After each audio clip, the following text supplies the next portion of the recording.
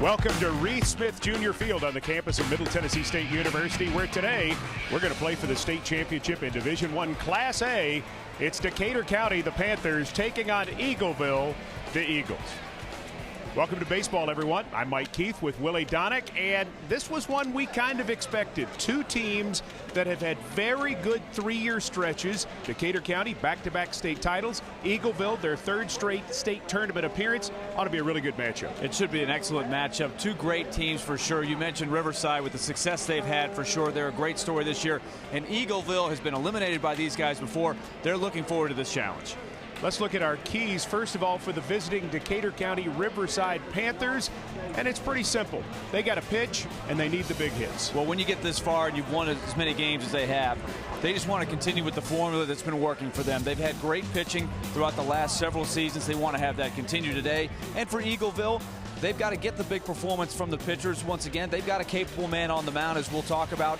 And the big inning has been their friend throughout this tournament. They put up some big scores in this in the city of Murfreesboro. And both of these teams understand it's one game for the state title. Both have lots of pitching available, so that's not going to be a problem. And they've got a lot of talented arms on that staff as well on both sides. So if somebody gets in trouble, you might see a quick hook because there's other guys that can get the job done. These are the two best teams in Class A. Decatur County Riverside and Eagleville. They're set to play for the Class A state championship next.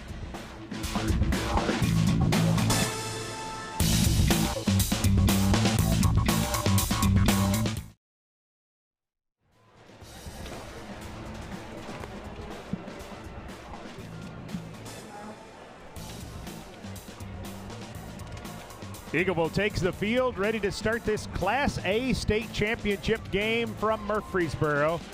And the left-hander is Hammonds getting warmed up. That's Ryan Hammonds, a senior.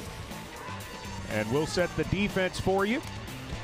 As we look at it, McFall, Smith on the left side, Fisher and Golf on the right, Whitwell behind the plate. Slater Lomax is the left fielder. Ward and Barham are the other two outfielders as they get ready to face off with Riverside. Decatur County Riverside, the Panthers have to have a lot of confidence because they've been here, and Willie, they've won. They've won it, and they've got a great following. I'll tell you what, this is going to be a pretty interesting start to the game for Ryan Hammonds here because Decatur has been here right on this field. They have won championships, and they expect to win. I mean, this is a community that is set up. They've got year after year players that grow up wanting to be a part of this program, and they want to get here every year. So they're comfortable in this setting. So we'll see if the left-hander can get it done. He's certainly had success in this tournament before. Barham, Fisher, and McFall will be the first three, and then Alex Whitwell, the catcher, will hit if anyone reaches base. Clint Fisher, Nolan Smith, Luke Ward, Hunter Pulley, who's the DH, and Jordan Goff rounding out the rest of the lineup. Best crowd so far at Reese Smith Jr. Field, and not a surprise. They say Decatur County is basically shut down today, so everybody could come over. And Eagleville in Rutherford County, less than 20 minutes away. According to the 2010 census, 604 people live in Eagleville. I think they're all here.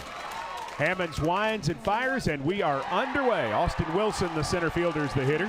Hammonds struck out 16 in a tournament game 2 years ago here. So he gets ready to face Wilson. That's Barham, excuse me. Barham's the hitter. And already two quick strikes from Hammond. And I like that home plate umpire Mitchell Dunn's enthusiasm here. He knows he's got a good crowd behind him. The emphatic strike call. Always appreciate that as an announcer. Makes it easier. The 0-2. Up and out. Defense straight away and pretty deep. We saw some balls hit deep to left field here yesterday get knocked down. Balls carried to center field, and we didn't see many hit deep to right, so we really don't know. That's outside, 2-2. Yeah, you cannot come into this game thinking you're going to win with the long ball. It is not an easy part to do that. We've got a little bit of a breeze blowing out, but I would still think it's going to take a pretty good shot to get it out of here. Misses again. 3-2 as Barham giving him good work. You always enjoy the enthusiasm of these community teams where it's a big thing in town when these teams play all year long. Outside corner called, strike 3. And so Hammonds, a strikeout pitcher, the number 3 man in the Eagles rotation, starts off well. Look at the location right here. Great spot. Just on the outside corner, too close to take. And Hammonds just paints right there. See, he gets in a good throwing motion. He gets that ball sort of cocked with the wrist there. That's a lot of coaches, when they teach young players, they call it get into the cobra position. You get the arm pointing away, at least the front of your hand pointing towards center field. You'll see Hammonds do it here as he delivers the ball.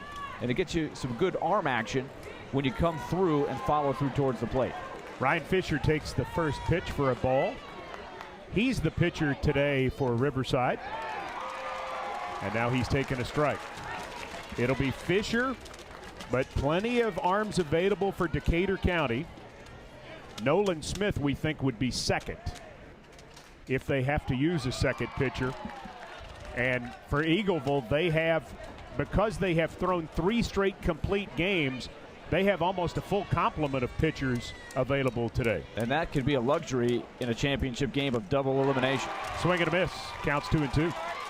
Well, Hammonds looks like he's got good movement on his pitches. Not overpowering velocity. He's got good velocity. But looks like the movement early is going to be what allows him to be effective. On the ground, and it'll get into left field for a base hit. So Fisher is aboard. And now it brings up Brandon McFall, the third baseman. This is just a very good piece of hitting by Fisher. He shortened his stroke with 2 strikes. And we talked about this a lot yesterday in our broadcast, Mike. On this field, the infield's pretty fast. If you hit it hard on the ground, you're going to have a good chance of success. And that's what Fisher did. Just try to put the ball in play with a short stroke and hit it hard through the hole. McFall, a hot hitter, 5 of 5 in a game against South Pittsburgh earlier in the week, hitting in the 3-hole. With a runner at first, of course, the left-hander Hammonds with an advantage to first if he wants to go that way. He brings it home, and it's laced to right field. But right at McCrary, and he makes the catch. 2 down. Hit it hard, Willie. Well hit. And a good job there, I thought, by McFall. Not trying to pull it. First time through the order. Haven't seen this pitcher. This is the first time these 2 teams have played. Quite often you'll see each other early in the tournament, but that hasn't happened with the draw here. So McFall didn't try to do too much with it, just hit it very hard in the opposite field and right at the right fielder. These 2 have met in the state tournament in each of the last 2 years. They actually played 1 year ago today. Called strike on Whitwell, the catcher. That game won by Riverside 8-2. Time called, as I believe they're going to run for Fisher, the pitcher. That's what's going to happen. Late move on that. Riley Coleman is going to come in to run for him. So they'll let Fisher take a seat. So 2 outs. Maybe a chance to let the pitcher gather himself before he goes out to the mound for the bottom of the first. And you're allowed to do that in high school baseball. You can freely sub in a lot of different ways, and sometimes it could make it for a very interesting scorecard. Ball's hit to left center and very deep. On his horse, Fitzgerald's not going to get there. It hits the base of the wall. Runner being waved. He's going to come in to score easily as Coleman touches the dish. Whitwell has a double, and Riverside has a 1-0 lead. That was well struck. Just ripped that one up the gap. And it hits the base of the wall. You'll see this pitch is up in the strike zone. Right down the middle, great lower half by Whitwell. Gets his lower half into the ball, and that's how you get it that deep. Hits the base of the wall. Pretty good job by Eagleville with the double cut there, but no chance to get the runner coming around third base. So a huge hit with 2 outs. 2-out hits are so important in a championship game like this. Clint Fisher is at the plate, and they're going to intentionally pass him here.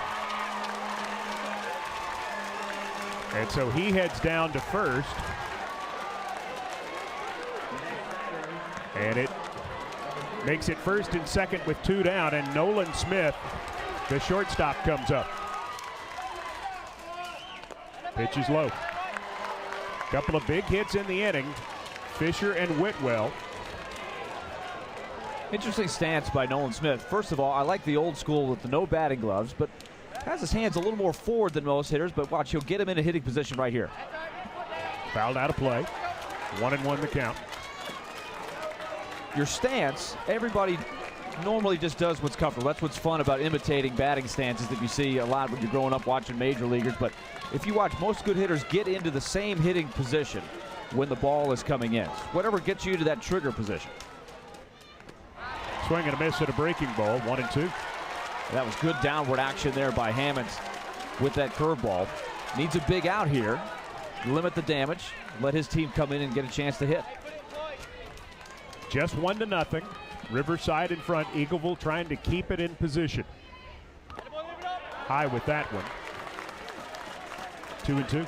And that one, the difference in the last one to that one, he did not get on top of the ball. They talk about, pitching coaches constantly talk about that.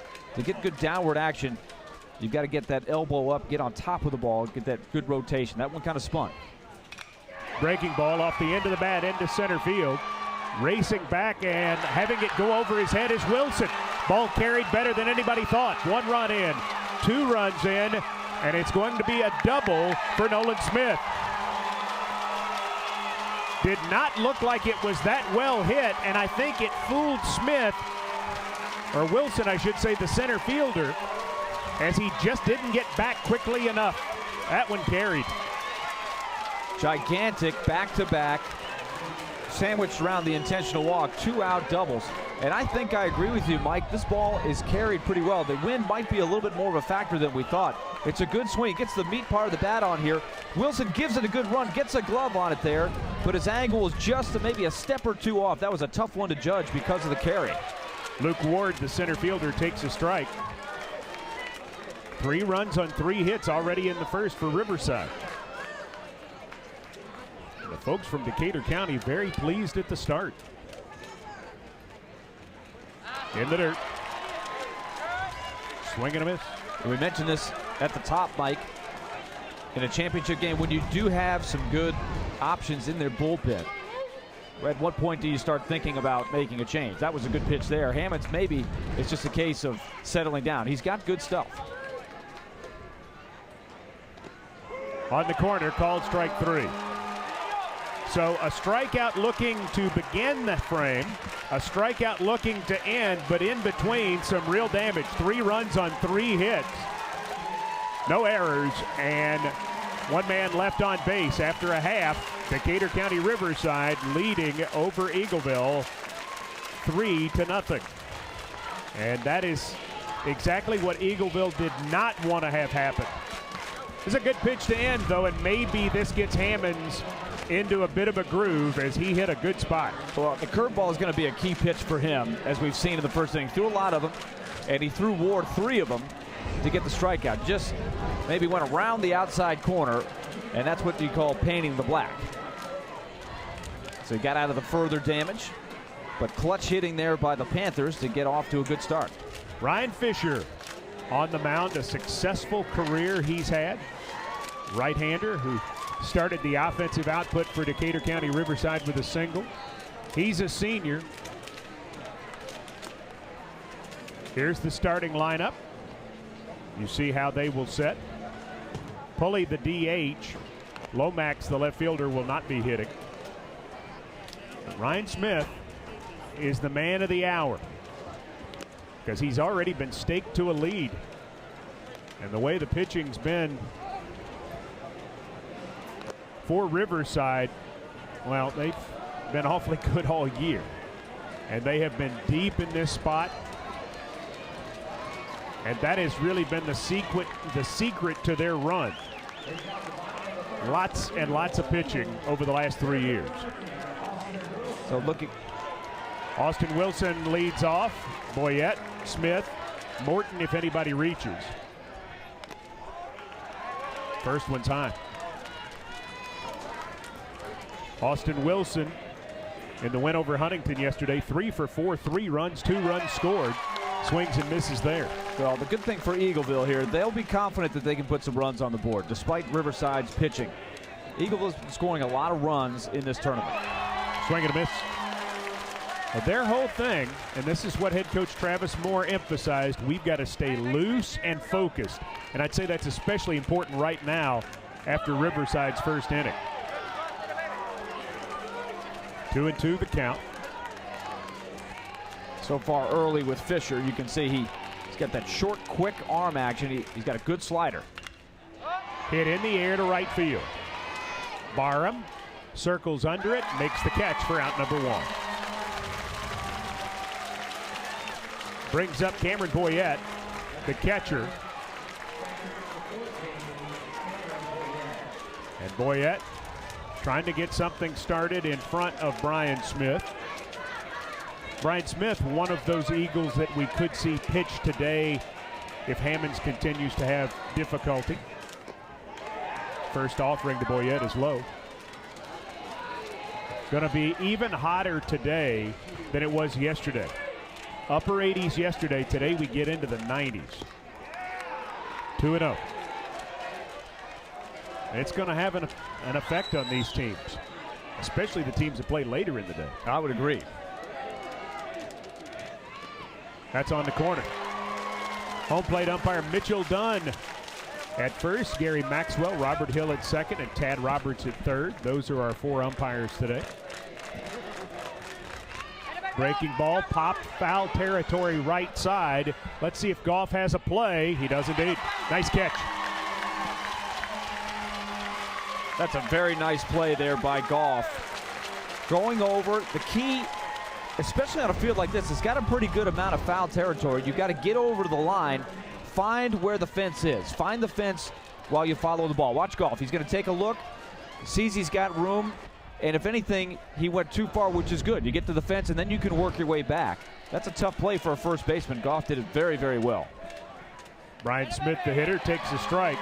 Well, you just help your pitcher so much because they're 21 outs in a 7-inning game.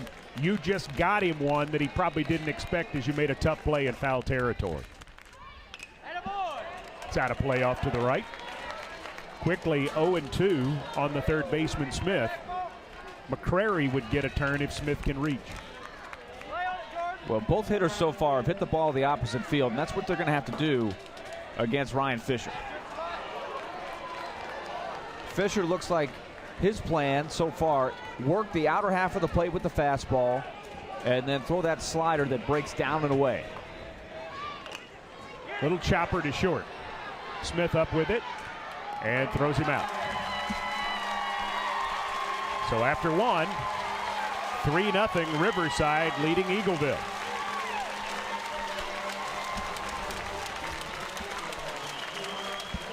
And that is exactly the way Eagleville did not want that to go. That was, you look at their first inning, they're looking to get some momentum, and Riverside is completely taking it offensively and defensively. Well, one thing we've seen, though, Mike, in these games is we can see some shifts in the way these games flow.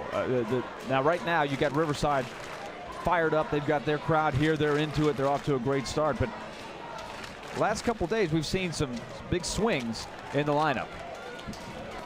And so that's a good, efficient inning also for Fisher. Threw 131 pitches in his earlier start this week. He's coming back on 2 days rest. And 131 is a lot for a high school game. So keeping his pitch count down today would certainly be what the doctor ordered. And he could get some help from his bullpen as well. Head coaches on both sides. For Eagleville, it's Travis Moore. For Decatur County Riverside, Dusty Rhodes.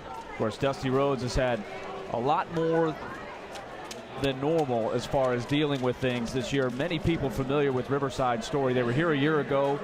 The hero, without question, the best player on the field was a kid named Stephen Gant, who took his own life earlier this season in the middle of the year.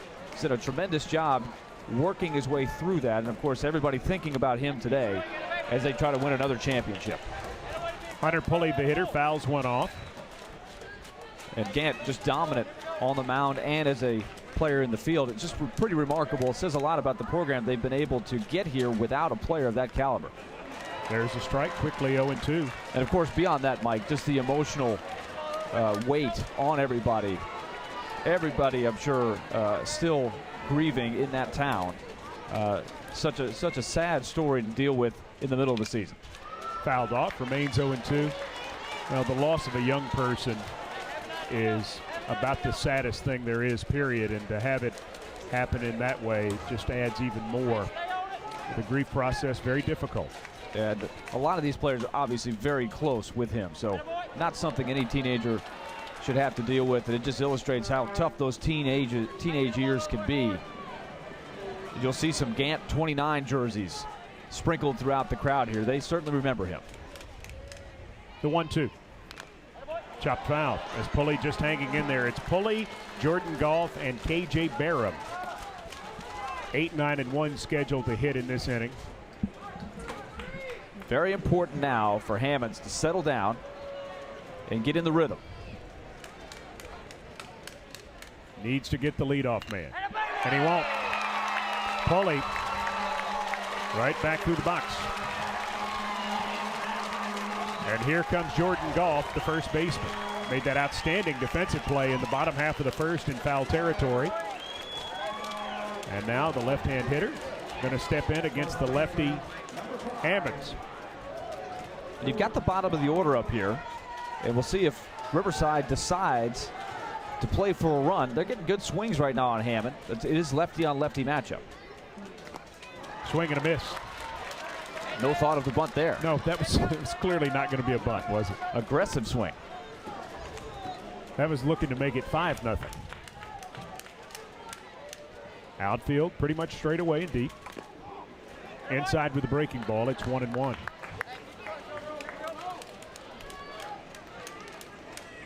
See a lot of experience in these two teams in these clutch situations. Lots of seniors on both of the rosters. That's a strike. Especially in the case of Eagleville. Look at this location. And that's where he got the strikeout to the first hitter of the game, Barham. He's going to need that location if he's going to be effective. Chop to first, play for 1, and that's all they'll get. So 3 unassisted on the putout. Pulley takes second. That's like your bunt. And I thought it was a smart play by Dorsey, or rather over at first base for Eagleville, Matt Warner. He may have had a chance to make a quick throw and get the force, but your pitcher needs outs right now. And so he took the out at first, took a look to see if he had a chance to make the tag play at second, but thought better of it. Barham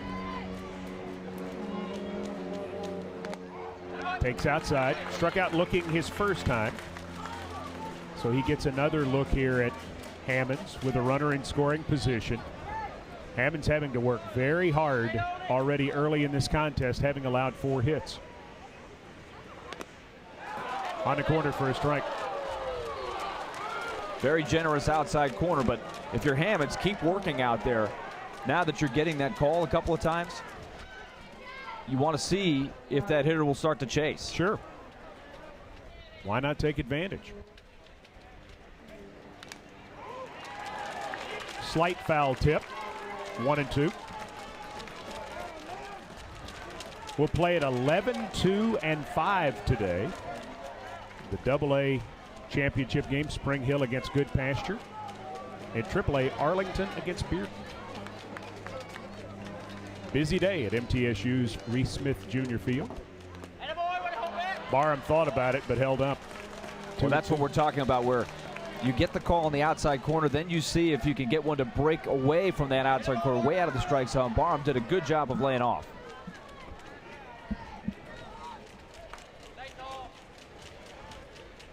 Hammonds goes for that corner and tries to get the call, does not. Boyette gives the umpire just a little bit longer to look at it, but he doesn't bite. Was it the right call, Willie Donick? I think it was. It's a good pitch, and Barham does a good job of laying off. Just maybe an inch or 2 off the edge. 3-2. Fouls it off. That's what you like about the Riverside hitters, is their patience.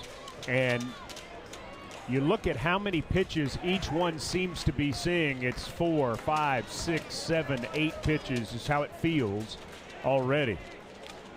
That shows up later in the ball game too. Strikes out again. Boyette has to throw to first. And so they do get him.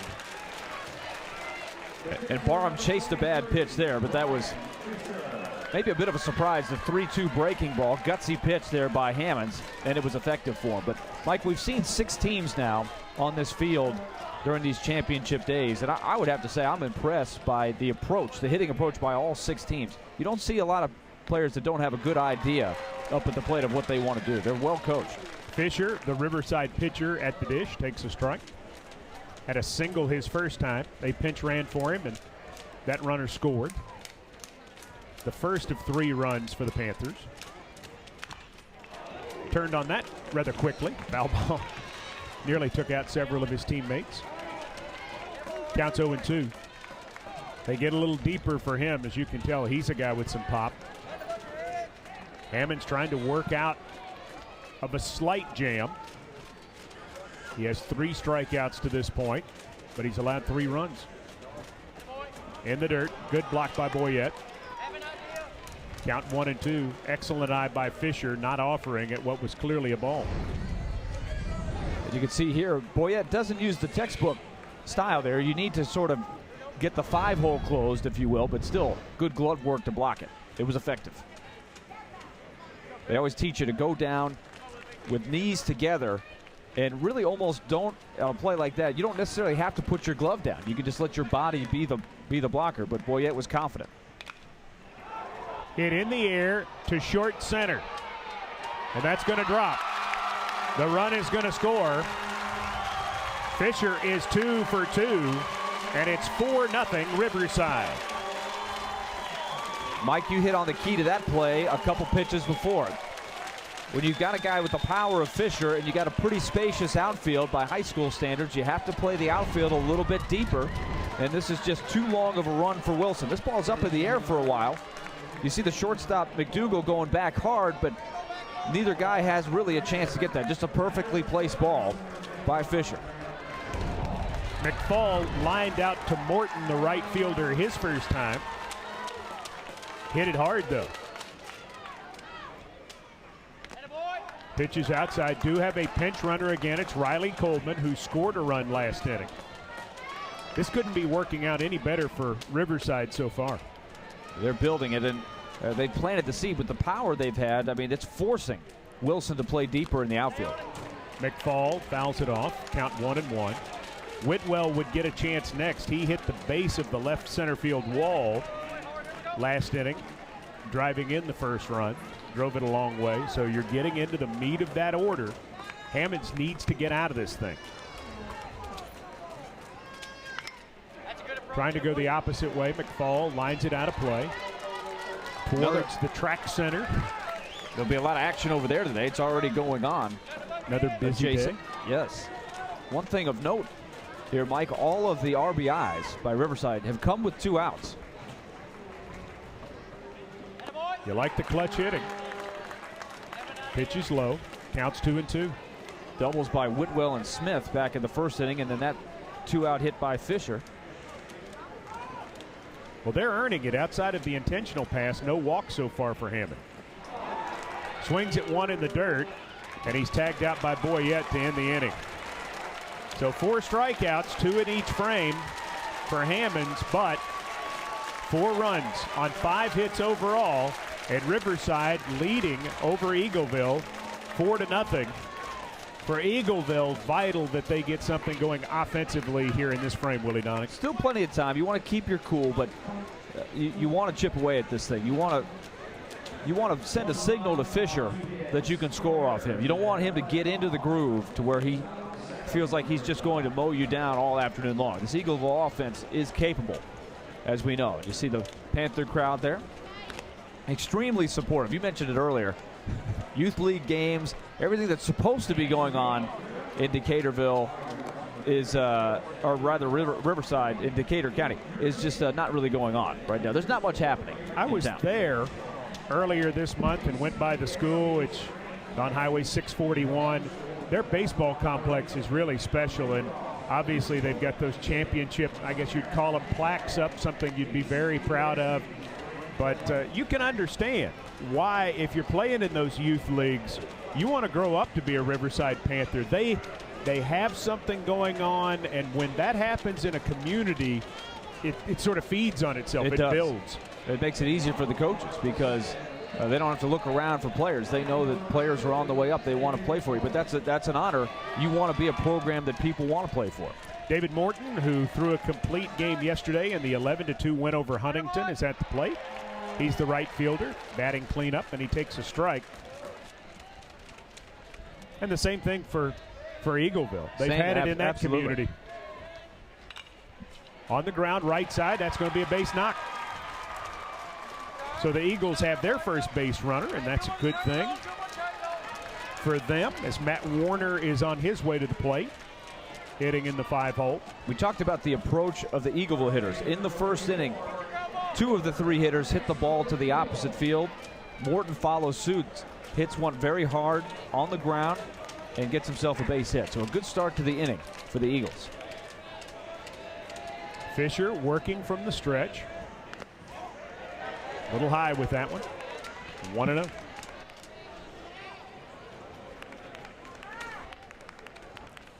Pretty good lead at first base by Morton. Takes another step.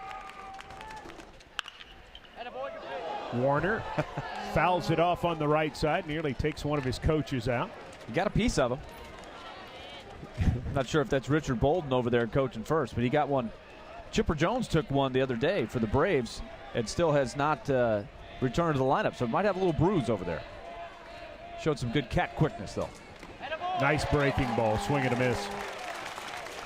Taylor Fitzgerald is in the on-deck circle. If anybody reaches the pitcher, or if anybody further reaches, the pitcher Hammond would be the next hitter. So he's in the hole right now. They've got some good swings coming up. Fastball's high. Warner lays off of it. 2-2 the count. Showed him the fastball up high. Now let's see what he comes back with here. He's got that good slider. You try to get the batter's eye level up there, then you throw something down and away. Let's see if he comes with it. Hit high in the air, short left. Shortstop Smith shades with a glove, can't make the play. They've got to force it second, though, because Morton had to wait. And, I mean, he did the right thing. It's a 6-4 force out. Fielder's choice. It will look normal in the book, but it was anything but. Well, Smith still can't understand what happened on that one. It's a high sky, and this one is hit in the air. He did come in there with a slider, and you can see Smith's calling for it, but somewhere he lost it. And you can see number 10, Ward, come in from center field, kind of say, it's okay, it's all right, we got her out. Had him all the way. Yep. No harm done.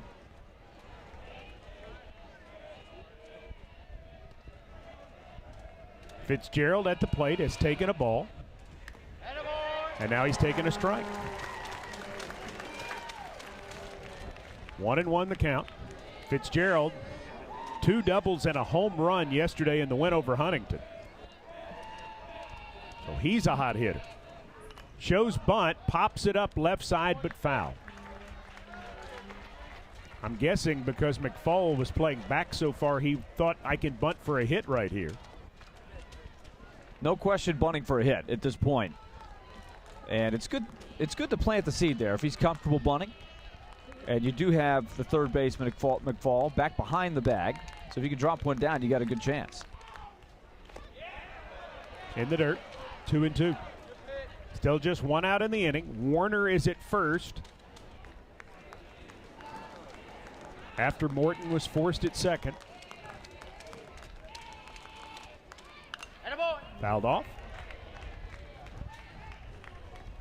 Fisher doesn't have the traditional drop and drive like a Tom Seaver or some of the other, but different ways to approach. He's got more of a short stride towards the plate and then comes straight over the top. And he's pretty quick to the plate, so he'll be tough to run on. Fouled off. You see that short leg kick with a runner at first, almost impossible to get a good jump. Don't you think in some ways, and he looks quite the same really when he's pitching from the full windup, doesn't expend as much energy, and so even though he threw 131 pitches 2 days ago, probably not as tired as your average guy. Ooh. Looked like strike 3 to a lot of the people from Riverside. Not called that way. 3-2. And Fisher, he did ask. He couldn't resist. He said, was that up? And it was maybe a hair upstairs. You see him right there saying, was that up? Just wants to get a feel for the umpire's zone. Chopper to short. They get the force at second. And so Fitzgerald will be on at first with 2 outs. Warner is retired. Hammonds will get a chance to hit. Sorry, Mike, interesting point that you make, though, about the efficiency. You always wonder, you want to have your lower half involved as much as you can. I worry about the stress of an arm because it does look like he puts a lot of stress on his arm when he throws. So it's hard to tell, but Hammonds takes a strike. When you have an unorthodox delivery, sometimes it works out. They have all these high-tech ways of analyzing the stress on an arm these days, especially when you get to the higher levels where people start investing in you. People would think that Tim Lincecum's arm motion would be violent. They got him picked. Nice move by Fisher as he had Fitzgerald leaning and then out. 2 innings in the books. Riverside 4, Eagleville nothing.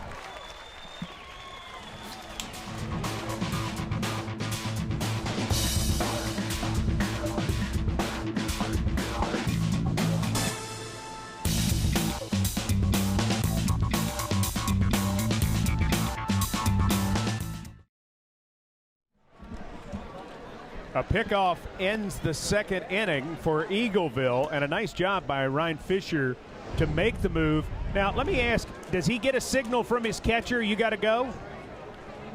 I don't think so. I think that's your classic balk move, guys, and I don't know if we can get one more look at that, but watch the front leg of Fisher here. If you move the front leg first, technically it's a balk, and that was your classic balk move, but if you can get away with it. A lot of pitchers try that.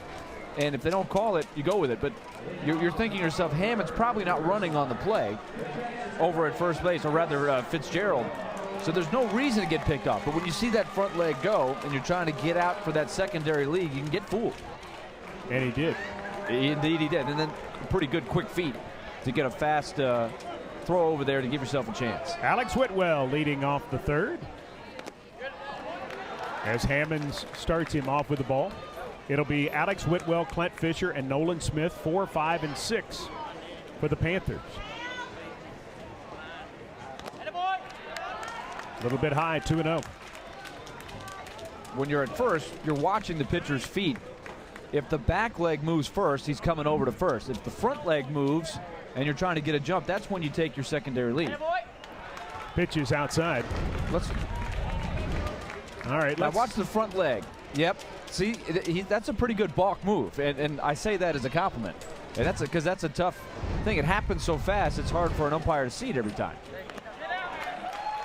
And that's a 4-pitch walk. So the leadoff man is on for the second straight inning.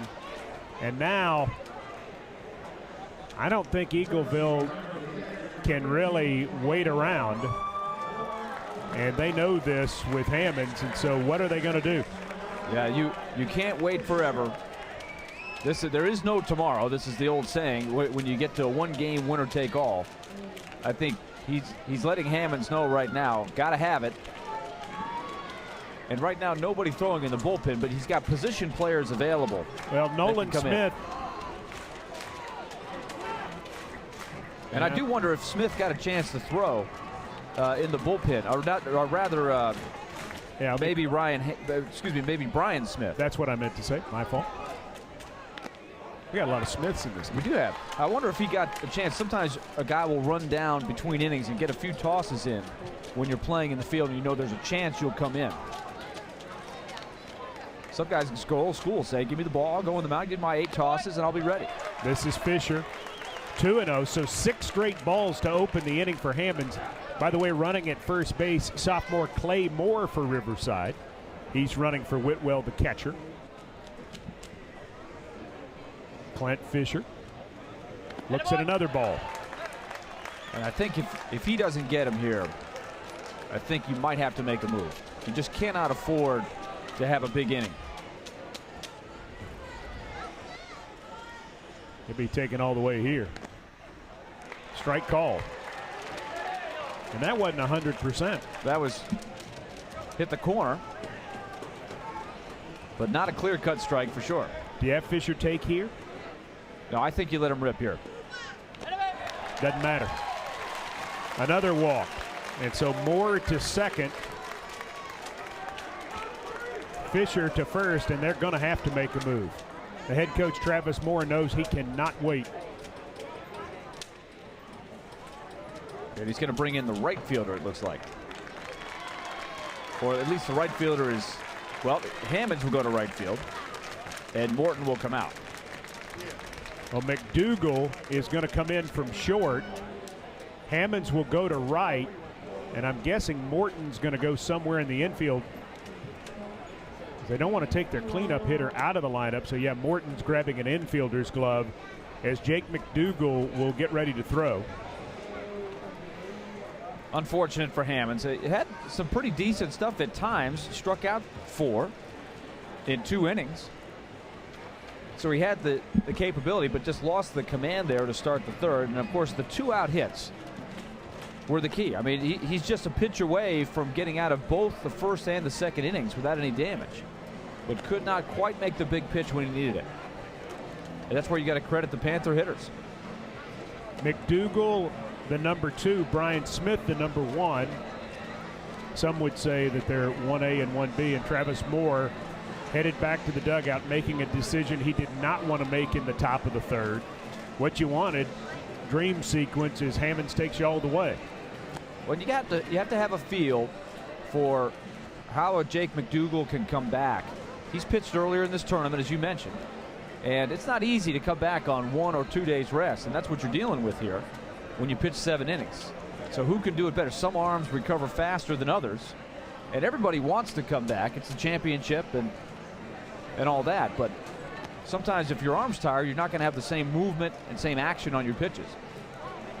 Do you not think these guys, in most part, because of the extensive summer ball they play now, are almost helped in terms of how their arm and their body will respond? I hope so. If they have a good coach that knows how to build arm strength, because if you don't, then I think you can get some tired arms here.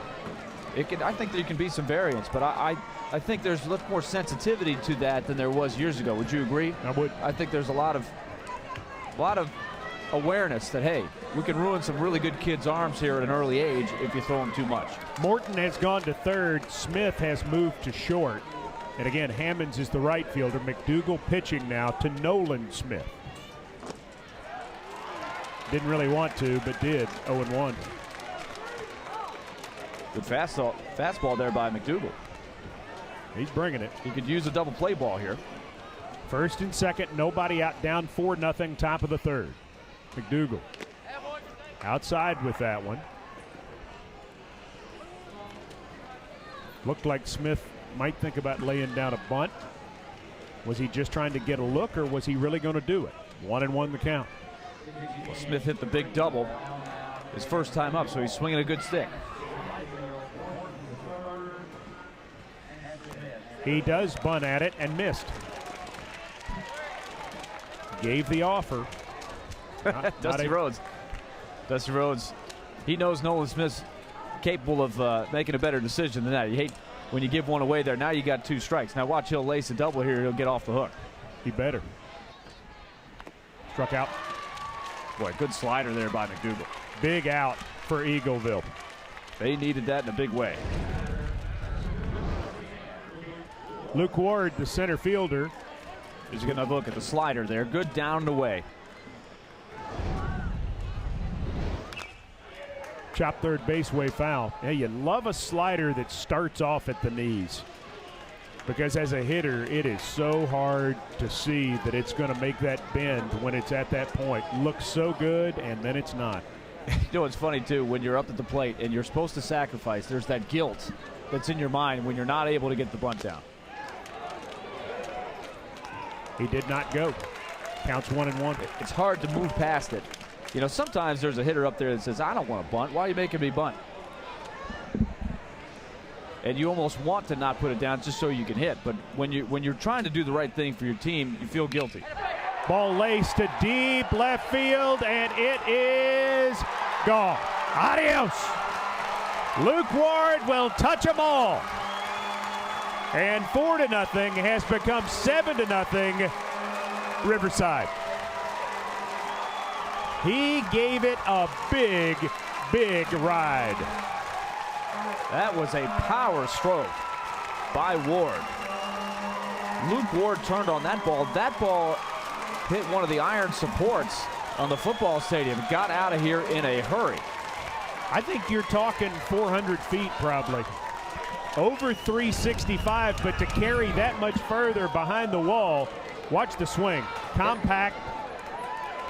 It is a short stroke, Mike. It's not like he took a big rip, and look, it hits the iron there. Yeah, well out of here. Yeah, not the front part either. Hitter now is Pulley, who singled to lead off the second and scored. Well, you know who feels good about that home run is Nolan Smith, because now the fact that he didn't get the bunt down is not quite as big of a factor. Yeah, he'll recover. What a mash that was. Furthest ball we've seen hit on this field during this tournament by a good margin. Outside. And McDougal just left that one up, didn't he? People still talking about that down there. And why not? In the dirt. 2-2 with still just one out in the inning. Close the book on Hammonds, who ends up giving up 5 hits, 6 runs, all earned.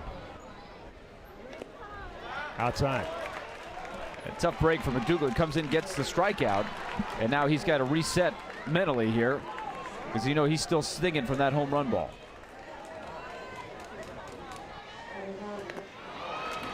Swing and a miss. And Pulley is down on strikes. It'll bring up Goff with 2 down. Good job of refocusing there by McDougal. That's another good slider to get the out on the 3-2. So feast or famine for these Riverside Panther hitters. They've had 2 strikeouts in each inning. Lined first base way, foul. Yeah, I mean, you look, they've recorded 8 outs to this point, 6 of them by strikeout, and yet they have 7 runs. Most people would tell you that that is not the way you do it. You put it in play. You know, you give yourself opportunities. Well, when you're whacking it off the side of the stadium, kind of makes up for the strikeout. You know, the movie Moneyball was such a big hit, nominated for Best Picture, and of course the book came out several years ago, and it sort of shed some light on that whole thing, where the on-base percentage plus your slugging percentage is really the most important thing, regardless of how much you strike out. Now, there are situations, of course, where you are looking to put the ball in play. If there's a man on third and 1 out, you've got to put the ball in play. But there's less emphasis on how much you strike out if, at the end of the day, you're getting your walks and you're getting on base. Swing and a miss. So McDougal comes in and strikes out the side, but gives up a long home run. And Riverside has scored in every frame. 3 in the first, 1 in the second, 3 here in the third through 2.5. Decatur County Riverside leads this game 7-0. Travis Moore talking with his baseball team. What's he saying, Willie? I think you've got to just get your guys to get their chin up here, because there's still a lot of baseball to be played. You can't get down. This team is not used to being behind like this. They have been doing this to other teams in this tournament, but this is where you find out how mentally tough your team is. And I think a good coach stays positive here and says, hey, let's get back up the plate. Let's start chipping away. We don't have to get 7 runs this inning. Let's just get a number on that scoreboard and start getting a little closer each time we come to play. This is where you're so glad you have all these seniors, because they've been through this. Now they've had the battles with this Riverside team, and they've come up short here. So this is their last crack at it for these seniors. They don't want to go down in this type of fashion. So this is a big inning here. They've got the bottom of the order coming up, and if those guys can get on base, you get that second time through the order with the table set. You can purchase a DVD copy of all of the Spring Fling Championship coverage by going to TSSAA, and looking for the green Buy Now button. TSSAA.com. All right, they got to get busy here. Hammonds was at the plate when Fitzgerald was picked off, so he will be back up. So far, Ryan Fisher has faced the minimum. He wants to roll as far as he can, but if you're Dusty Rhodes too, you're like, okay, Fisher, give me all you got, and if we have to go get somebody else, we'll do it. You would think he will not wait around if Fisher gets in any sort of trouble, which he has not to this point. Fouled off, 2-1. And of course, you're conscious of the fact he's on 2 days rest, and he threw well over 100 pitches his first time out, but he's been efficient so far.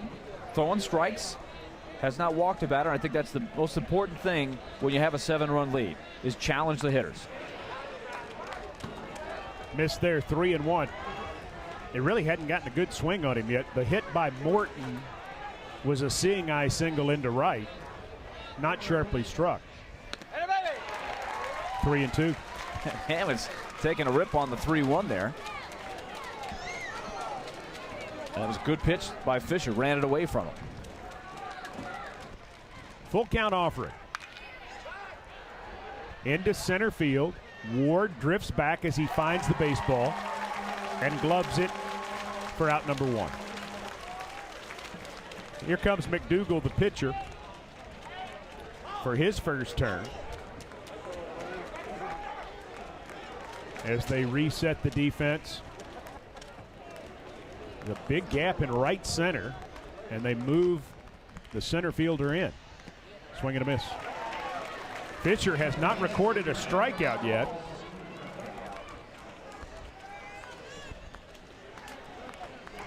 He's gotten outs in a lot of different ways, as there's a number to second.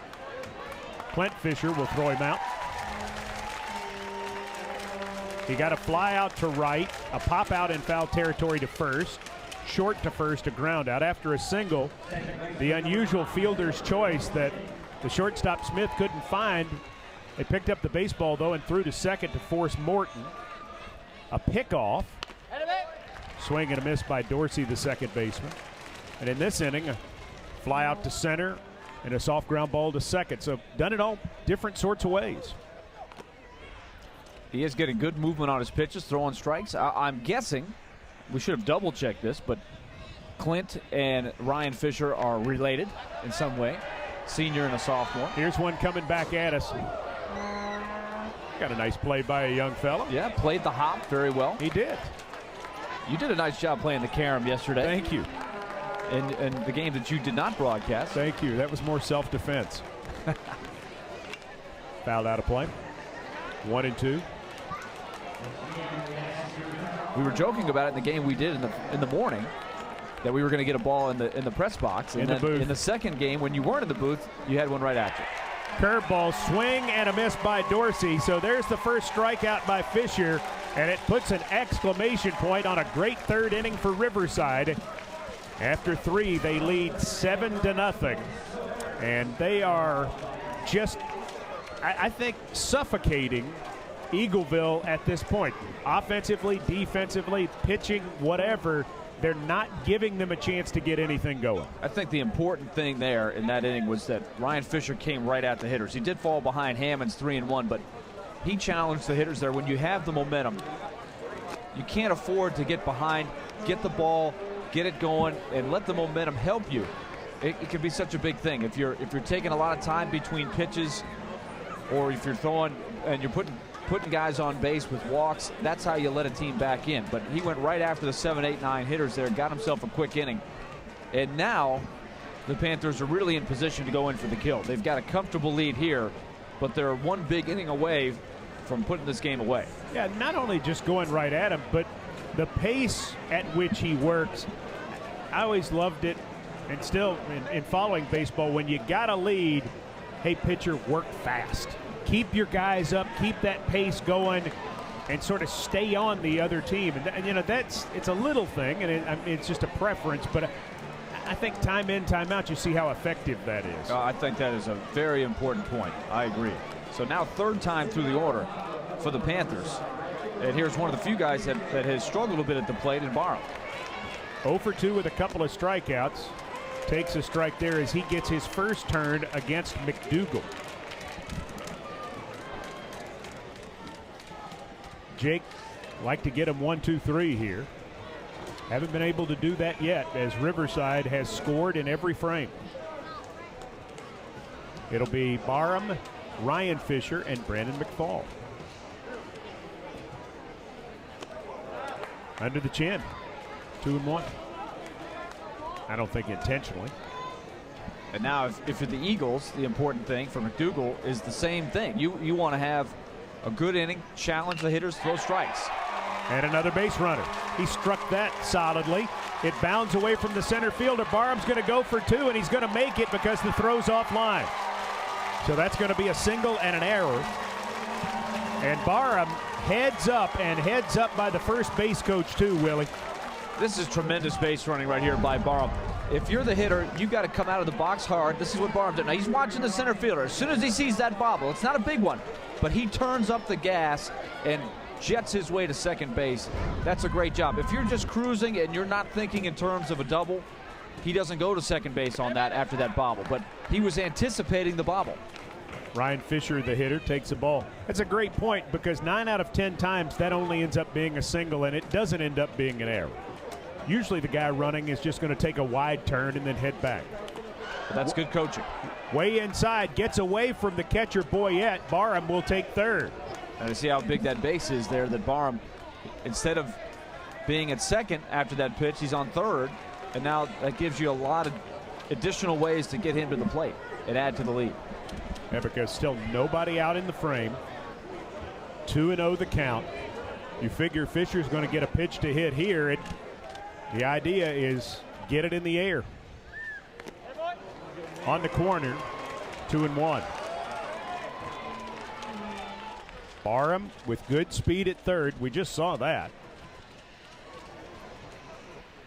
Fisher swings and misses. And this is a tough call with this fast infield here for Eagleville. You're tempted to bring the infield in down by 7. You can't afford to get further back, but you also can't give up a big inning. Ball hit in the air to left. Fitzgerald coming on, makes the catch. Barham's going to try it and then head back. Strong throw. Strong throw out there from Fitzgerald, and it's a good job by Dusty Rhodes saying, let's see what happens. And when he got far enough down the line, he realized he would have been gunned down. Well, I think with one out, maybe you give it a shot, but with nobody out, no reason to gamble when you're up by 7 there. And it was a great throw there by Taylor Fitzgerald. He did a good job of gauging that fly ball and using some momentum towards the plate as he caught it. He got behind it, and he got everything behind that throw. Foul back. McFall, the hitter, 0 for 2. One of the only guys that hasn't been in the act today. Although his first swing, a line out to Morton and right, he really hammered. But right at the right fielder. The 0-1. Breaking ball stays high, 1-1. So the Panthers here looking for the three-peat in this tournament. They had never won a state championship before 2 years ago, and they've won the last 2. Looking for a third. Now, didn't they lose to Summertown in the championship in 2009? Well, their state tournament record coming into this tournament was 10-1. Of course, they lost the game yesterday. They were facing elimination yesterday, had to win a second game. Upstairs, 2-2. Now, Cascade took it to them, and you wonder if they win this state championship today, if they won't say that game won it for them. Hit in the air to deep right center field. Can anybody get there? No. For McFall, it's going to be a stand-up double, and Barham comes home easily. It's 8-0. Hammonds tried to get there, but just couldn't quite make it as that ball kept drifting. Another moonshot by the Panther offense there. This is a long run for Hammonds. You'll see this ball goes way up in the air, and the outfield was not really playing that way. So Hammonds gets there, and then just one more step, just drifts with it a little bit too early and wasn't able to pull it in. Had a chance for that ball. Whitwell 1 for 1 with a double, also reached on a walk, takes a strike. Still just 1 out in the inning. And so Whitwell has a chance to drive in a 9th run. McDougal got a swing on that. Home plate umpire Mitchell Dunn says. Yesterday was not a day. If we take a look at the swing here, may have checked it, but did not get the benefit of the doubt there. The pitch outside. But yesterday, with the wind blowing the way it was, the ball was not carrying very well, so you didn't really want to hit those high fly balls. Today, you get it up in that wind, and I think you're getting a few extra feet. And the Panthers have found some gaps out there. On the corner, called strike 3. 4 strikeouts for McDougal. And it brings up Clint Fisher. He was intentionally passed in the first and then walked in the third. Clint has scored 2 runs, even though he does not have an official at-bat. Takes a strike.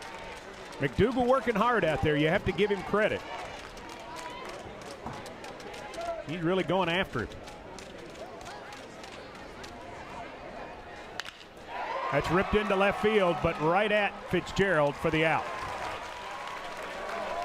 So 1 run on 2 hits, 1 error, and 1 left.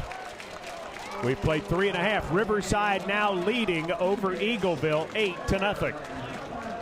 And they're able to add to the lead. That's important for the mental psyche that they have right now. They weren't sitting tight with the lead. They were aggressive. They got another big hit. And put another run on that board. There's still no goose eggs on that board for Eagleville. They've given up at least 1 run every inning. So now an even taller task to get back into this game. Well, and a big moment for them because they have the top of the order coming up, Willie. If they're going to get started, now is when you think it has to happen. He has faced the minimum.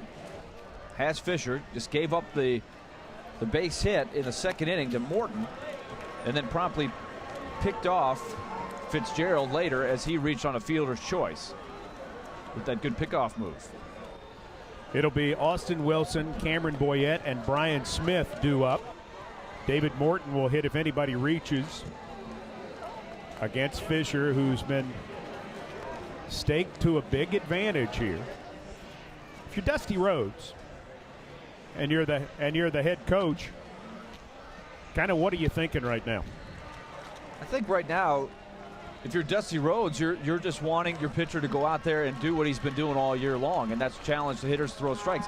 They're used to being in the situation. I think the confidence that this team has is very, very apparent when you watch them play. So I don't think you really have to do much at this point. Wilson is the hitter. Fisher's first pitch. Breaking ball for a strike. TSSAA is the place for all of the best in regular season and championship high school sports action in Tennessee. Log on to watch the Spring Fling Championship coverage live and on demand. Fouled out of play. I think if you're Rhodes, too, you're trying to think ahead and ask yourself, okay, with the lead, how long do I go with Fisher if he does get in some trouble? And even if he doesn't get into trouble, if you've got a big lead, do you have confidence in the next guy or two so he doesn't put too much stress on his arm? Pitches outside. Yeah, you've got to watch for fatigue. And that is so hard to tell because pitchers will look bad for a minute and then turn it right back around. The 1-2. Hit up the middle. Under the glove of Smith and into center field for a base knock. So Eagleville gets a break. And they needed one. Going to give Boyette a chance to hit. He fouled out his first time on an outstanding play by Golf, the first baseman. Good hitting there by Austin Wilson. Didn't try to do too much. Good solid grounder through the middle. That's a good way to play on this field. It's a pretty fast infield. And we mentioned with the heat, you know it's going to be hard. That's hit into right field, and that is going to be caught. Barham makes the catch and then throws it away. It's grabbed by Fisher, who throws down to second. They don't get him because the ball gets away. Oh, that was going to be a close play. Ball popped out of the glove.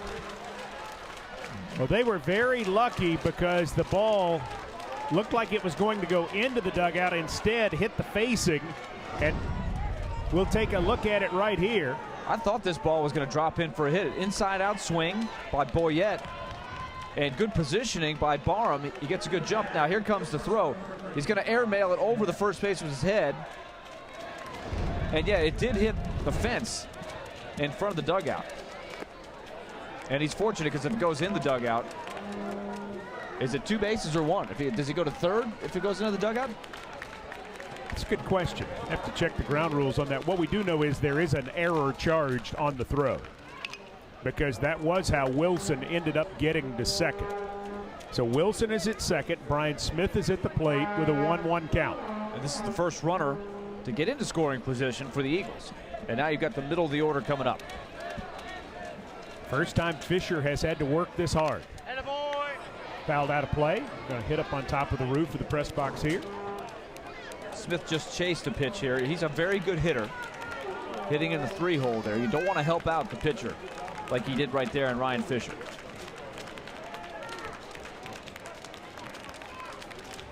Fisher checks the runner, fires home. Fouled off to the right side. Good 2-strike swing there. Fought off a good pitch. Stay alive. You can tell he's thinking about going the other way. So now if you're Fisher and you're the catcher, Alex Whitwell, you might think about busting him in here. One out on top of that plate. Chopper to second, going to move the runner to third, but Clint Fisher will throw him out.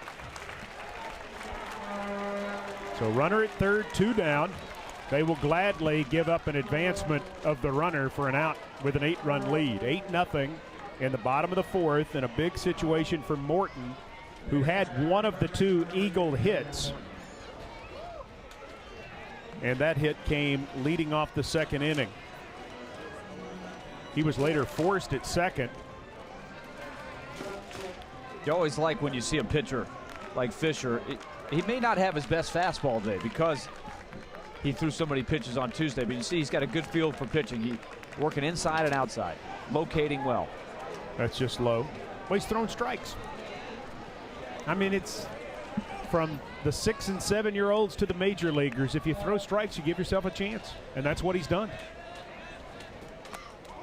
Misses there, 2-0. Just as I say that, I jinx him. Was not intentional. But he's got a plan up there. He knows what he wants to do, and most of the time he's been able to execute his pitches. That's way too high. And you see he's only struck out 1. I'm sure during the season he gets his share of strikeouts, but today the most important thing is he's allowing his defense to make plays for him, and he's got some run support. So he's got some margin for error here. Fisher takes just a second to gather himself as he faces a 3-0 situation. He's going to ask for another baseball. And just to kind of give himself a moment to where he catches up, you got to figure Morton down 8-0 is taking all the way here. Would be a huge upset if he's swinging. That's a strike. Warner would be next.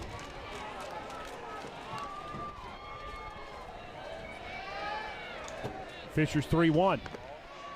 High ball 4. Still not the worst thing in the world. First and third, 2 down for Warner. You have the force set up at second. Warner flied to short left his first time. Ended up hitting into a very unusual force out at second. And then he himself was forced at second. Breaking ball's high. It's a big at bat here for Warner. Got a chance to chip away at this lead with 2 outs. Wants to pick out a good pitch to hit right here. Doesn't have to do anything dramatic. Breaking ball, ruled a ball, 2-0. They want to appeal. They're going to say no to that.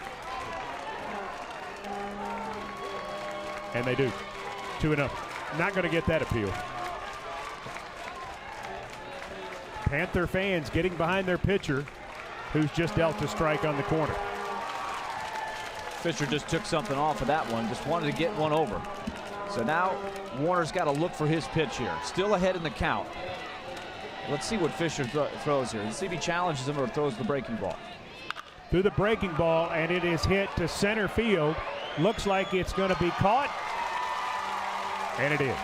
Nice job by Ward to run it down. He was well played there. Great positioning by Ward and a good jump. And a big out to end the fourth. After 4, it remains Riverside 8, Eagleville nothing.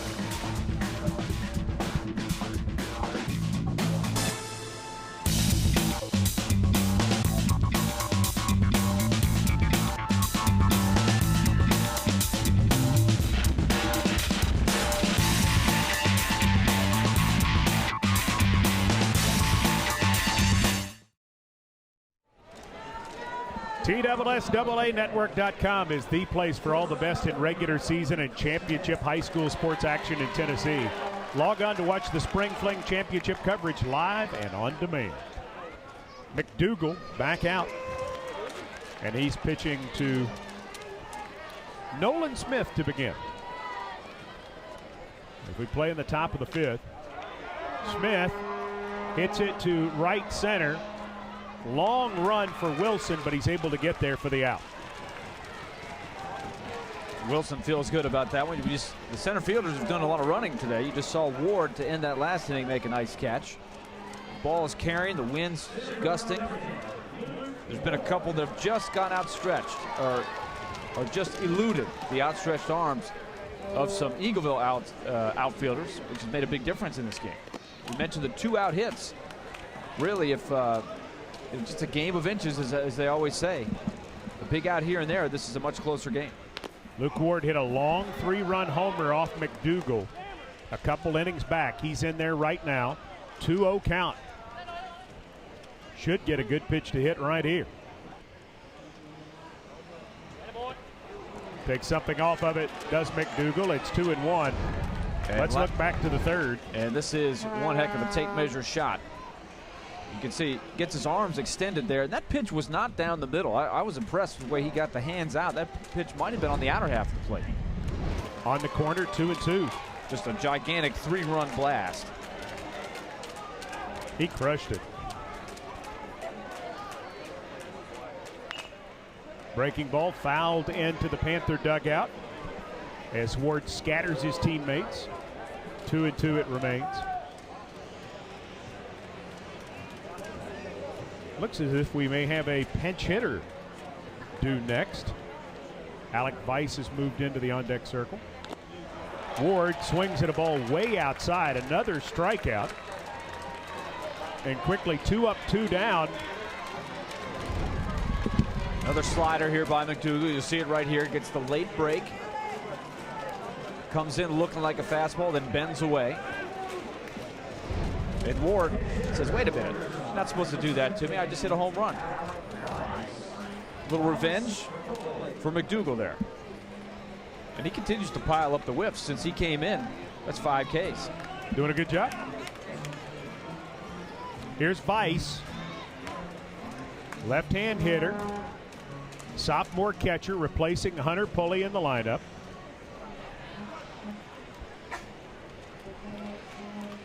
First one from McDougal is inside. Riverside 3 in the first, 1 in the second, 3 in the third, 1 in the fourth. That's how they got this 8-0 lead. And McDougal threatening to take them out. 1, 2, 3 for the first time. Here's the pitch. Weiss has a good cut, fouls it off. 1-1. Hammond started. Made it 2+ innings, 5 hits, 6 runs, all earned. McDougal, 3 hits, 2 runs since coming in. Weiss takes a breaking ball outside. You see a lot of crooked numbers there. Yep. An error for each team. Up and in. 3-1 the count on Vice. You know, they're looking for him to be part of the future for the Panthers, to try to keep this great tradition that they've built over the last 4 years going. Vice swings at a breaking ball, 3-2. McDougal trying to keep his team in it here with a heartbeat. You see Vice, left-handed hitter.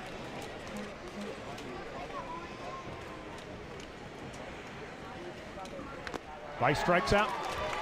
1, 2, 3 they go in the top of the 5th, and so Eagleville trying to build a little momentum as they are down to their last 9 outs. They've got to get it going.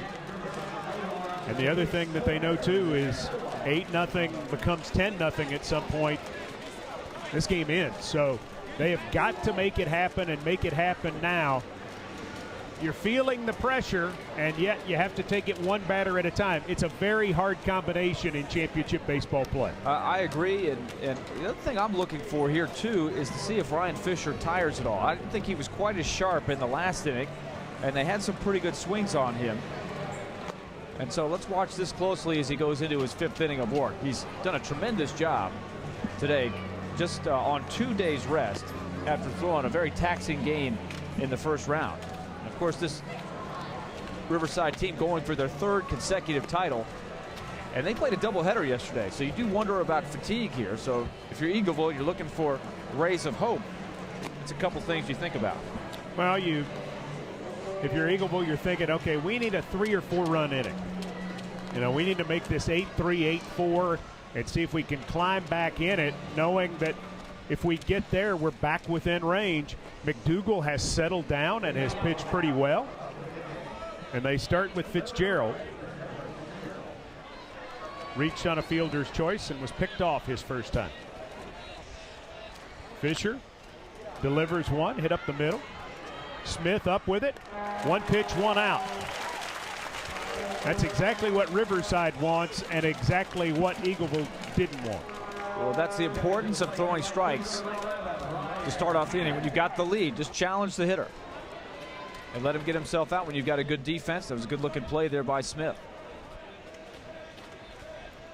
Hammonds is the hitter now. His first ball swinging, lofts it into right center, and it's going to drop for a base hit.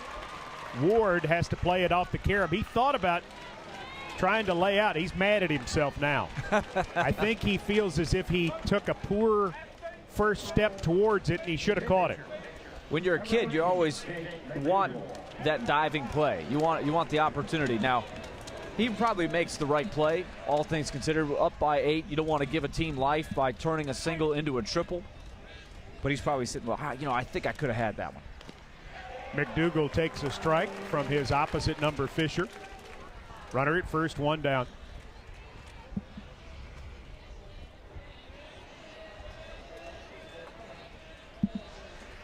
Swing and a miss.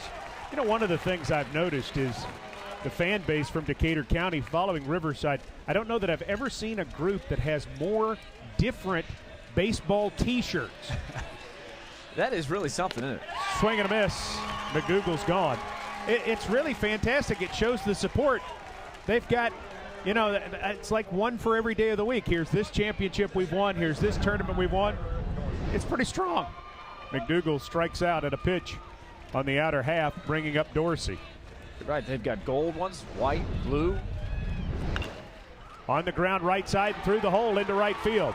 Barham will field it quickly, holding Hammonds at second. So first and second, 2 down for the top of the order. And Austin Wilson, who had a single his first time. And they're still within range of doing what we talked about. Come up with a couple 3 runs, but it's going to take a couple of big hits to make it happen. And it's a good job by the bottom of the order to set the table here. This is what you want. 2 on with your best hitters coming up. Breaking ball stays high. And you mentioned it, Fisher has not been quite as effective in the last 2 innings. Nothing serious against him, mind you, but it does appear that he is tiring somewhat. Swing and a miss as Wilson helps him out, offering it a ball well outside the strike zone. Yeah, Fisher's just battling right now. That was a pretty good slider there. But as you mentioned, Wilson chased one that he probably would like to have back. The 1-1. On the ground to third. Easy play to the bag, McFall, to end the inning. 5 full frames in the books. 2 to go. Decatur County Riverside 8, Eagleville nothing. 2 hits in the inning, doubling the total for the ball game for the Eagles, and yet not able to push anything across. I don't know that you could use a better word to describe what Fisher has been on the mound. Over efficient, just efficient. That to me is the word that stands out. He's walked only 1, and I'm trying to think maybe just a handful of 3-ball counts. He's been ahead of the hitters for the most part, and that's a textbook of what you want to do when you get the lead. Checking out both benches, and you know, you can sort of sense that both have been here, because on the left side, Riverside very relaxed. You don't see a lot of hoopla out of them. They're not celebrating being on the brink of a championship because they've been here before. They understand what it takes to finish it off. They expect to win. They're still looking to add some more runs. On the other side, Eagleville, you know, trying to stay calm and hang in there, but obviously not up right now because they're down on the scoreboard 8-0. It's tough when you come in with a record of 35-11. There's not too many games where you're down by 8 runs going into the 6th inning. But you've got to keep your composure, and you've got to keep plugging. Well, because what they understand is as long as we have outs, we're not done. And they have 6 more. It's the beauty of baseball. You can't run out the clock in this game. Now, it's important for McDougal here to continue to stay focused and keep it here. Because as you mentioned, if you get up by 10 or more runs, you're in danger. Of course, Eagleville would have their opportunity to stay within 10 at the bottom of the inning here. But you'd like to keep it at 8. Goff leading off. Fouls it out of play to begin. If you're down by 10 or more runs in the 5th inning or beyond, the game will end. At the end of a completed frame. That is correct.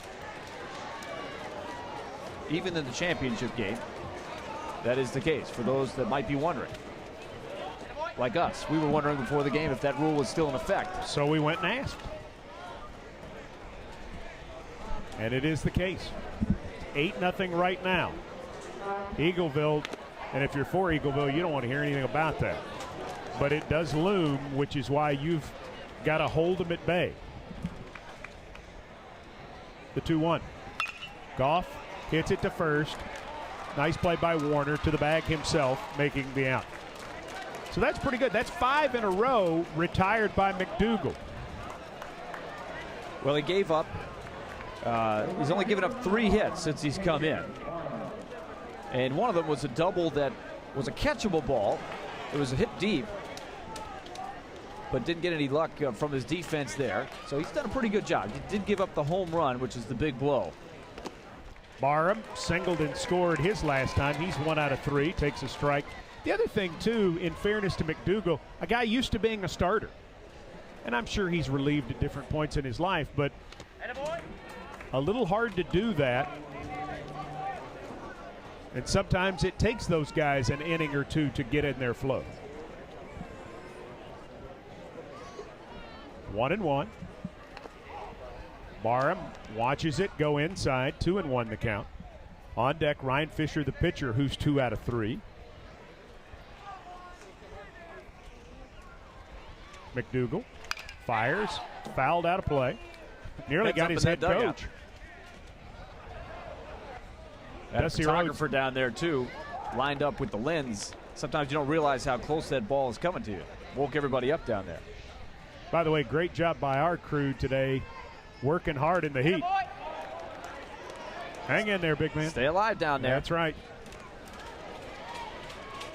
Plenty of fluids, too.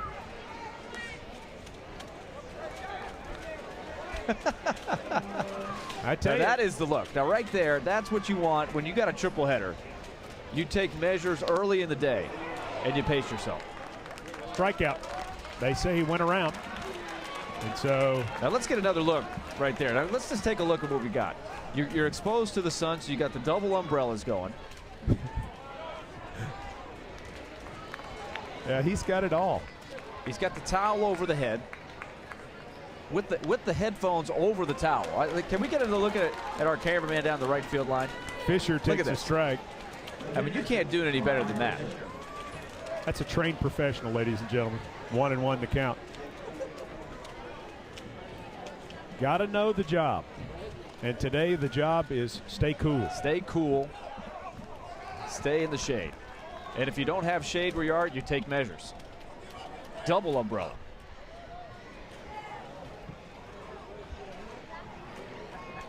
The 1-1 to Fisher. McDougal delivers high, 2-1. If Fisher reaches, McFall will get a chance. He had a double his last time. On the ground to second. Should be an easy play for Dorsey, and it is. 3 up, 3 down, 2 straight innings for McDougal. Fisher going to have to take off the batting helmet, the gloves, the shin protector, and get ready to go back out and throw another frame. 5.5 in the books. It remains Riverside 8, Eagleville nothing. Well, 8 in a row by McDougal. He's doing his job. So now 6 outs to get for Fisher as the Eagles come back to the plate. You see Fisher getting ready there. It'll be Boyette, Smith, and Morton, 2, 3, 4 in the lineup. And Riverside starting to smell that championship, a 3rd straight. And they have, I mean, when you look at a record of 30-6, I mean, that's a year. And dealing with everything on top of that, just pretty remarkable how they've had to do that. Their scoreboard, they had the commemorative black uniforms after Stephen Gant passed away during the season. Just a lot to deal with there, and these guys have persevered through a lot. And I'm sure there's a lot of thoughts in everybody's heads, including that man right there, Coach Dusty Rhodes, thinking about that young man today and what this team has been through. You just try to stay focused on the next play. And you're thankful that you have a team around you. Yes. Because I'm sure that's a lot of the way they've gotten through it is with their teammates and what those guys have meant. First pitch to Boyette is low, 1-0. Now pitching into the 6th, Fisher. Up and in, 2-0.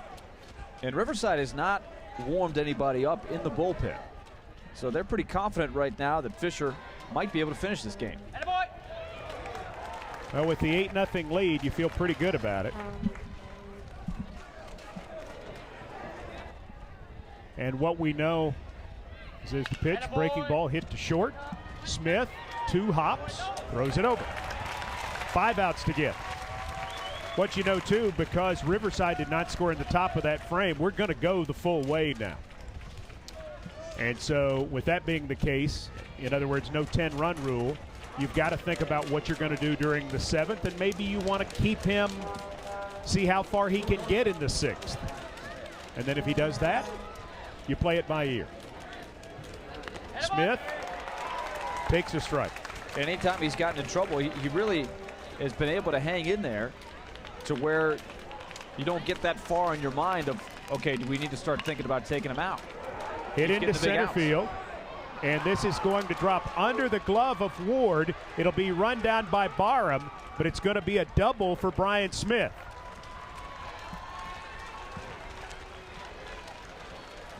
So Brian Smith heads to second base.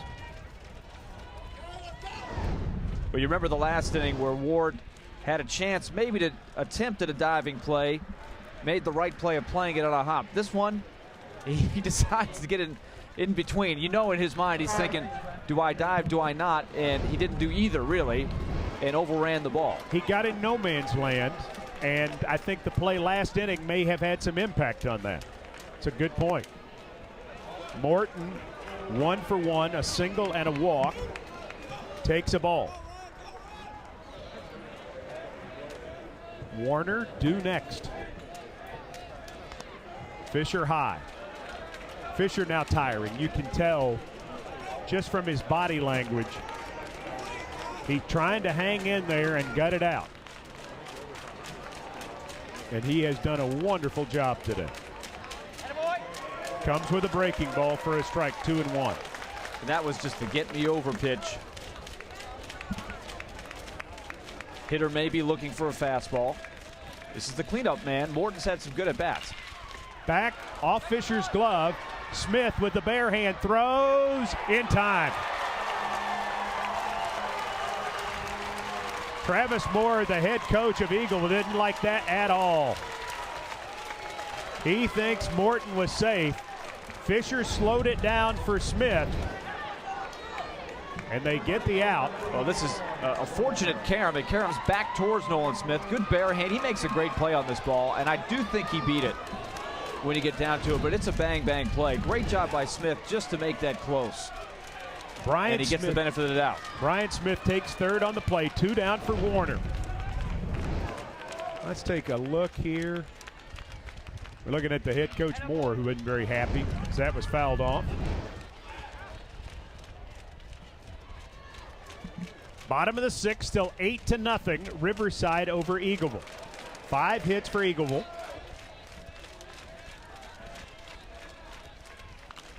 Fouled straight back, 1-2. And Fisher, in spite of looking like he's a little tired, is 1 strike away from getting out of this inning. What a job by Ryan Fisher. The pitch. Hit into center field, and the shutout is gone. Warner drives in Brian Smith, and Eagleville has something to cheer about. It's 8-1. But that's what they needed to have happen. They had to break through. Warner's had some good at-bats today. The last one, he drove the ball pretty deep to center field. Ward ran it down. That one, good line drive swing with 2 outs to get the RBI. And Travis Moore thinking, had the runner at first been ruled safe, what a difference that would have made now. And, you know, they need some breaks at this point. Didn't get one on that last play. Fitzgerald's the hitter. Takes a strike. Fitzgerald 0 for 2. Warner at first. The pitch. Another breaking ball in for a strike.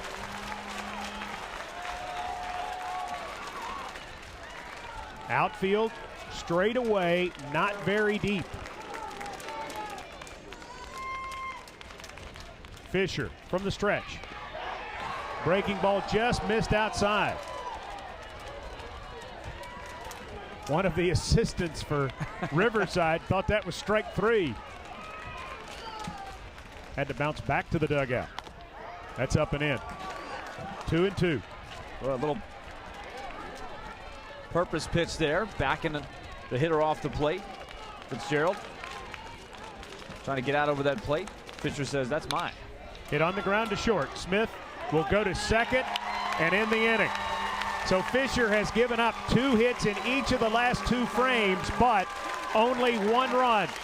We go to the 7th, Riverside 8, Eagleville 1.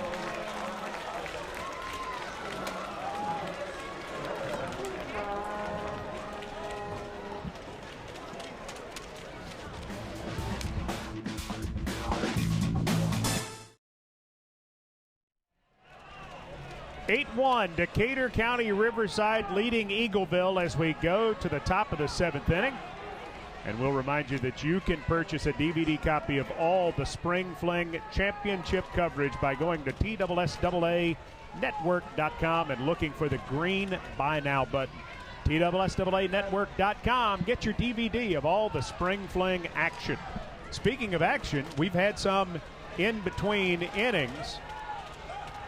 Eagleville not happy with that call at first base a moment ago on the ground out by Morton. They thought that took away their chance at a big inning. And here's the play. It's a great play by Nolan Smith. We shouldn't overlook that. But it does look like Morton gets there first. Umpire has a good look at it there over at first, Gary Maxwell. McFall against McDougal. McFall 1 out of 3 with a double. Drove in a run. takes on the corner. McDougal has set the Panthers down 1, 2, 3 in each of the last 2 innings. He's recorded 7 in a row. Make that 8 in a row. Looking for 9. Counts 1 and 2 on Brandon McFall. Riverside in control of this one. They would like to add to their lead, certainly, but they're in a good place.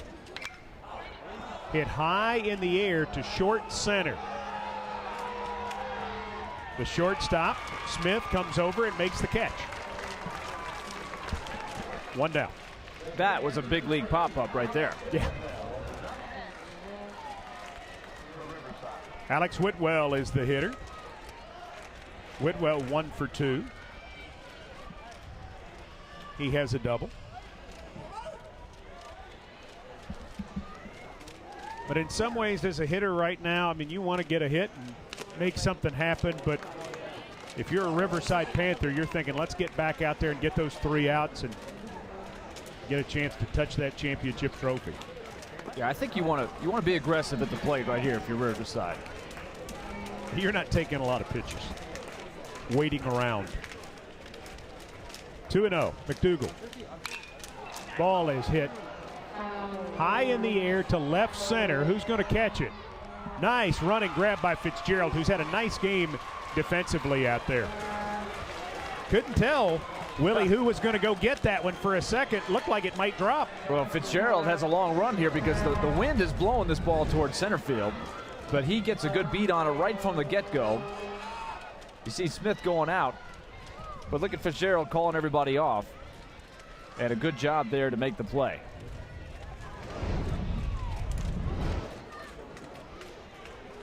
Umpire walks over to get a bat. Long run for the bat boy there. Yep. I think he did not see that bat because it was on the Blue Cross Spring Fling logo. It's a camouflage. Yes. 2 down, nobody aboard. Here's Clint Fisher. Takes a strike on the corner.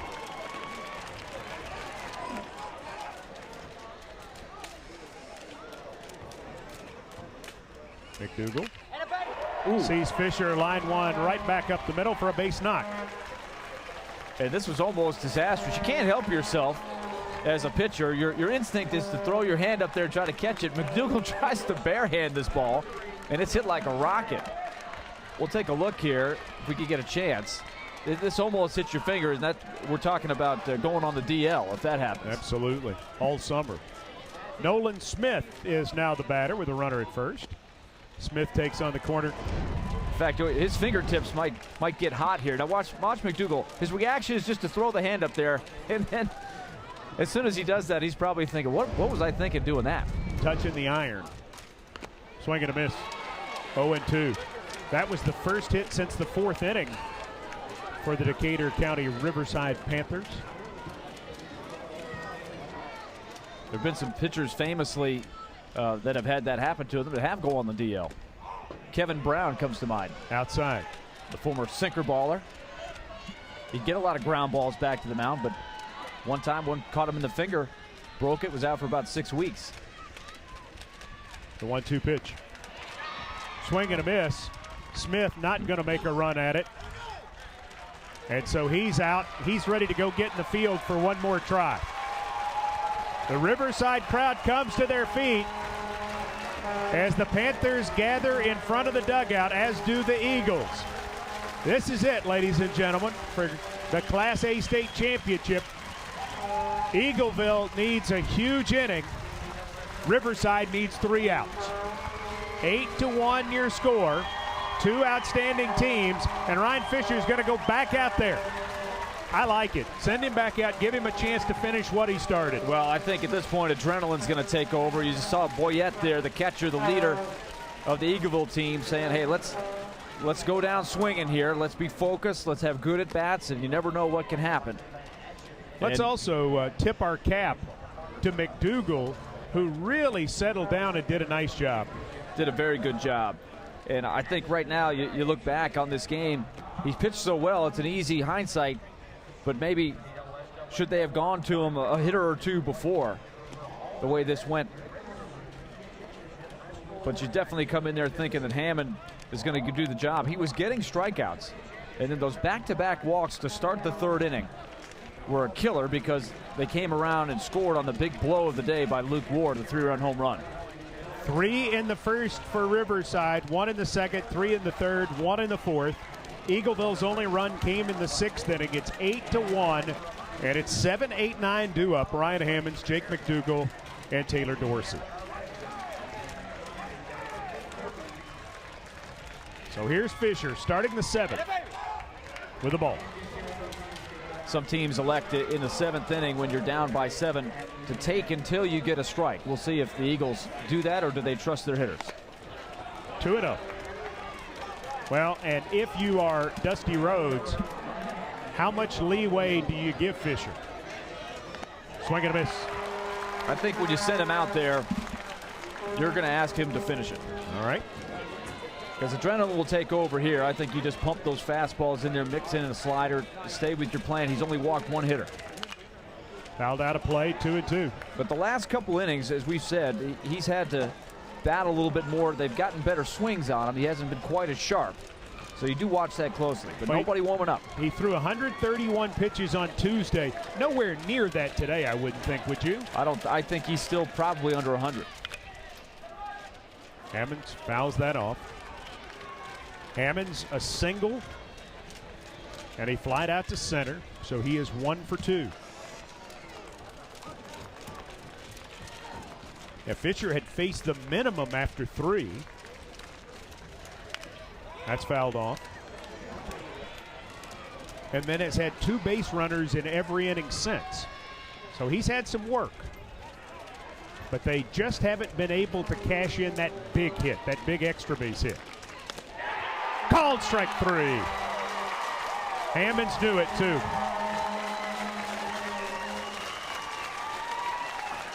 That's what we talk about, adrenaline kicking in here. He busts him inside with the fastball. He's been working away a lot of the afternoon there, right across the belt.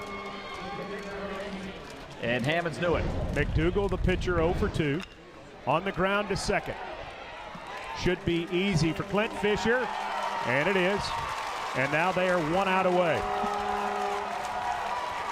So when you talk about programs in the state of Tennessee in whatever sport,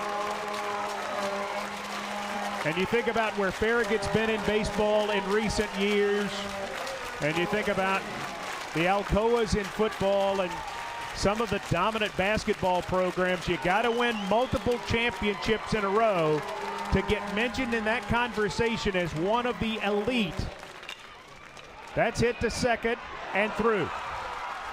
So a base knock there by Dorsey, keeping it alive. So Dorsey, a 2-hit day. But the point is, Riverside making their 4th straight championship game appearance and on the verge of winning their 3rd straight. You're going to have to say absolutely elite. Fisher trying to finish against the leadoff man, Wilson. You go back through the years, not many programs at any level, 3 consecutive titles. That's a strike.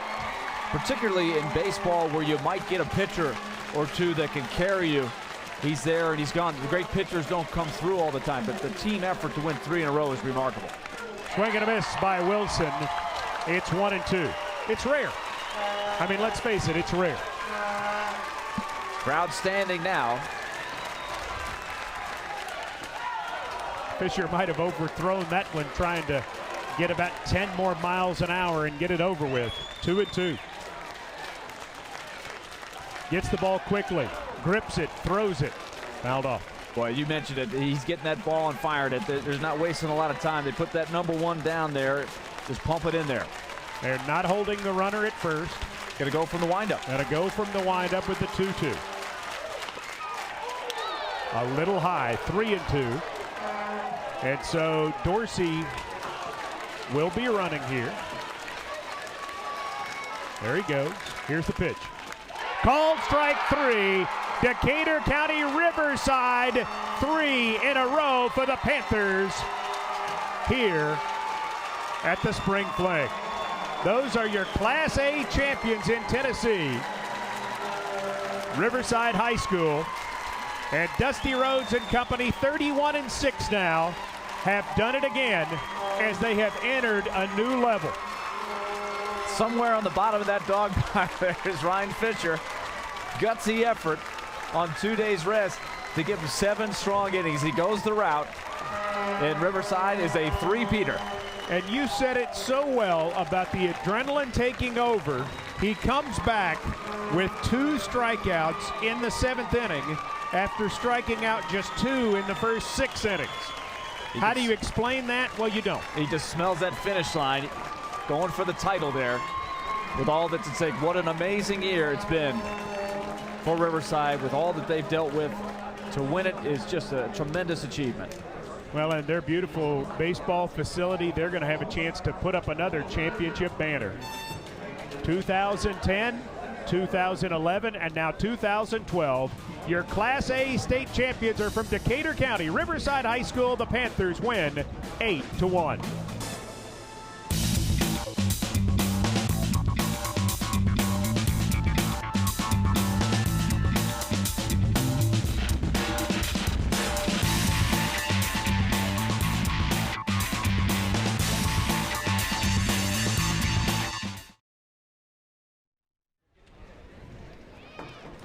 Riverside High School, the state champions again in Division I Class A as they knock off a very game Eagleville team 8-1. Riverside getting started early, taking command, and Willie Donick never relinquishing command. You go back through this game, the first inning where they score 3 runs, all with 2 outs. They got 2 doubles in the inning with 2 outs. The gapper by Whitwell, the catcher, to get it started, and then Nolan Smith finding the gap for a 2-run double with 2 outs. Those were 2 huge hits. And then in the 3rd inning, the 3-run homer by Ward to really put the game away at that point. So they used the long ball today. The extra base hits were huge. Go to the PA announcer for our presentation of the trophies.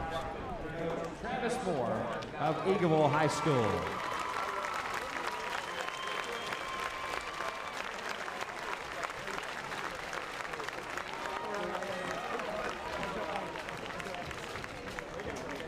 The runner-up in Single A for 2012, the Eagles of Eagleville High School with a record of 35-12.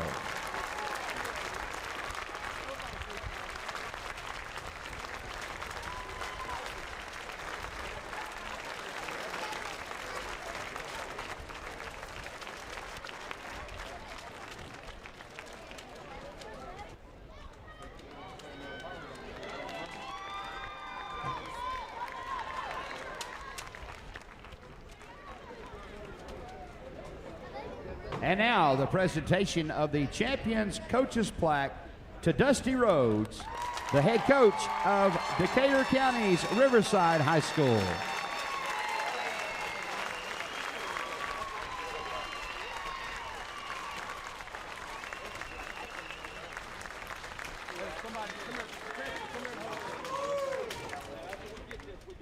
And the state champions of Single A for 2012, the Panthers of Decatur County Riverside High School.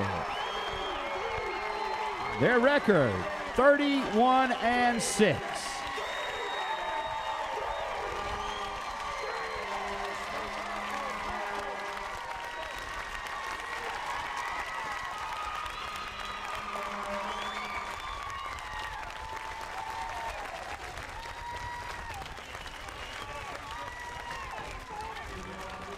And you see them celebrating the championship, and as they did, holding up the 3 fingers to symbolize 3 in a row. The Riverside Panthers from Decatur County going to get to take a picture that'll last a lifetime. Willie Donick, good baseball team.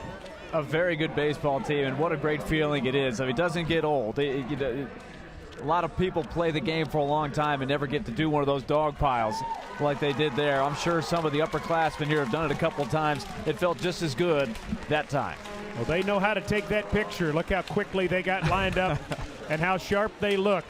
Because having seen 2 of those, they say, I want to look good in this picture for the guys who come after me to see. And there they are, the Class A champions. AA baseball coming up at 2 o'clock Central Time. Spring Hill and Goodpasture. For Willie Donick, Mike Keith says, thanks for joining us and repeating our final from the Division I Class A championship. Riverside High School of Decatur County winning over Eagleville 8-1.